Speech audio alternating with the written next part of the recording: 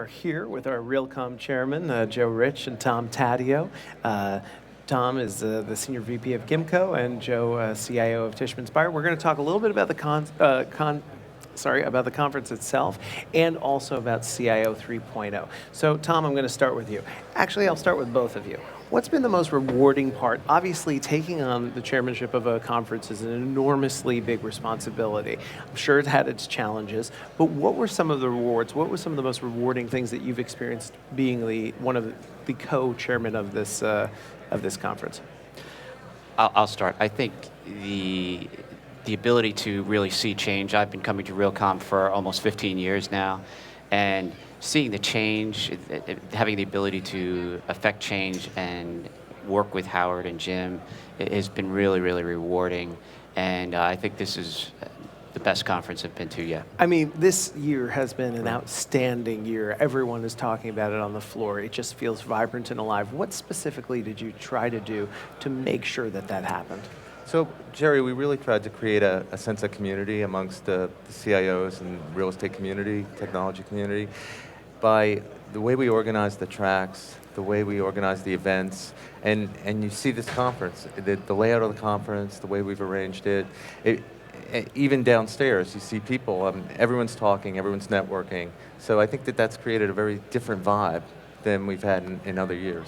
And did you know that would happen? I think it was one of our goals. One of our goals was really to get people continuing to talk about their problems, find solutions to their problems, and look for new types of solutions here. Talk to the vendors, talk to each other. So that was really one of our main objectives here, was to get people talking, keep getting the right environment for that to happen. If you had to use a word to describe the feeling of this Realcom 2016, perhaps versus others, what would you say is the real theme that has emerged, either in the feeling on the floor or in general in content? I can't use one word, but I think the change of technology and how it's going to impact real estate in real and dramatic ways, and that it's not years into the future, as we heard at the conference yesterday. Some of this is now. Some of it is years in the future, but a lot of it's really right now. And how do we get that into our industry and into our platforms, and into our applications, and into our culture of our companies? It's really going to be certainly a challenge in the future, but a really, really exciting one. Well, let's talk about those challenges. What are the challenges that face a CIO today that they didn't have to face 5 years ago? I think to a large extent it's keeping pace with technology and being able to see what's out in the future, and then how do you apply that back to your own organization.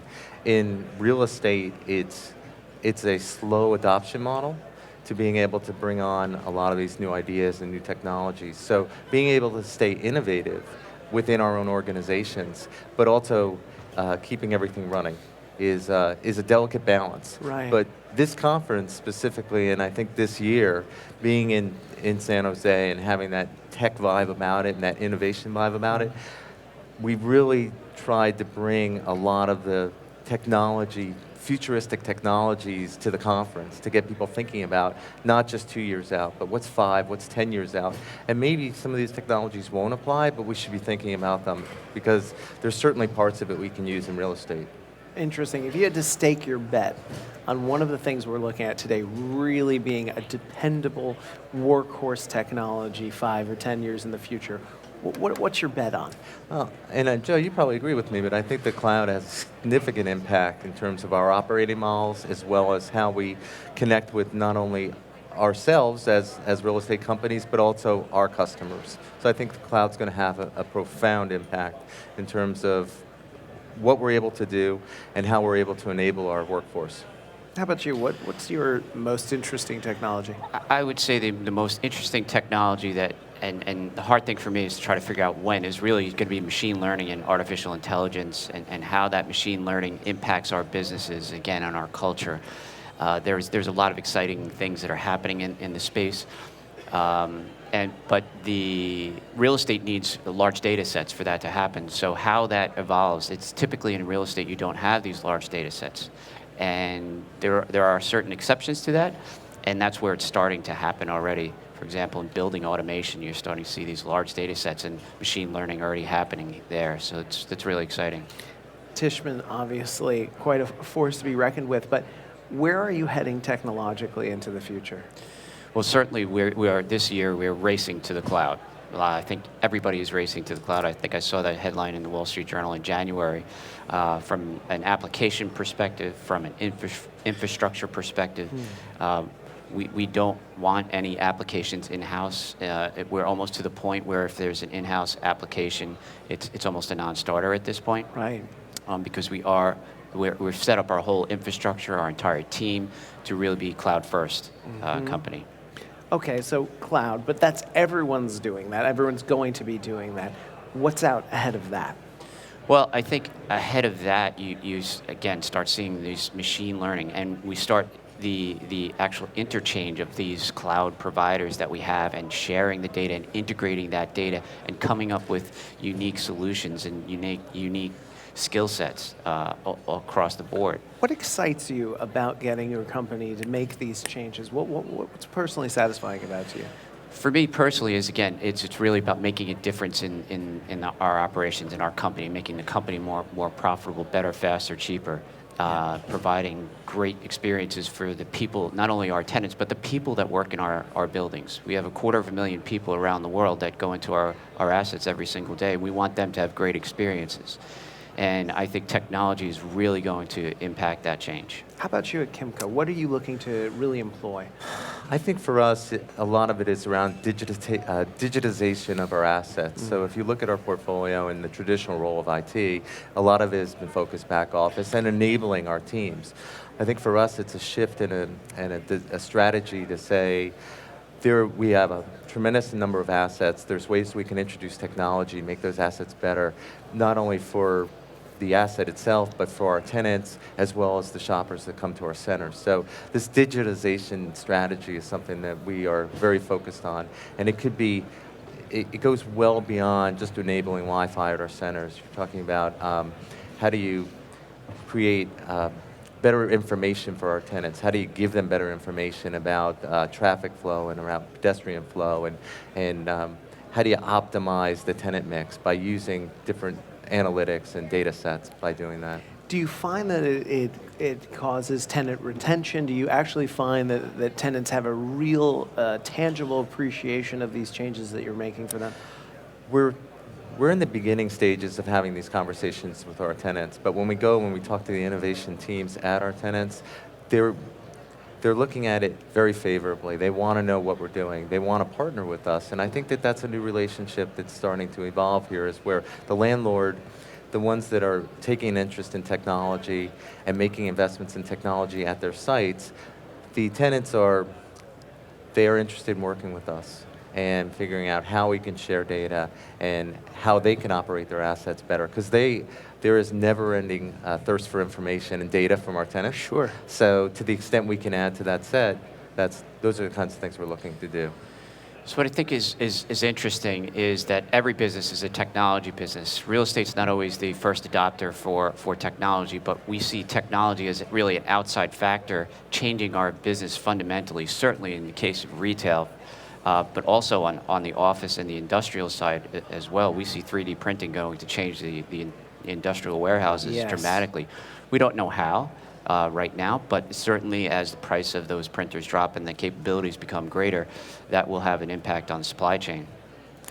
And if you think about in our asset class, autonomous vehicles are going to have a profound impact in terms of how people get to our centers. We can use our parking lots more strategically. If we've got autonomous vehicles, they can park somewhere else. They no longer need to be next to the stores that the shoppers. They can let off the shoppers, and then they can go park themselves down the street and come back when the shoppers are ready. So we think that autonomous vehicles are going to have a huge impact in terms of our site designs, our utilization of our space, and really create opportunities. Are your companies making concrete management and asset allocation decisions based on 3D printing, autonomous vehicles? I mean, are we just going, well, we're going to have to do something, or are you finding that your companies are actually going, well, wait a second, we really have to look at how we're allocating our resources? I think we're in the first inning of that ball game. Yeah. We're really still looking at the pace of how fast that change is actually going to happen. So autonomous vehicles, we don't know when that's going to become mainstream. sure the technology exists that Google's doing it all over the streets outside Sure. of here today, Yeah. right? But we don't know when it'll become more mainstream. So we don't want to react to it. We know it's out there. We're pretty sure it's going to happen, but we just need to get the timing right on all of these technologies.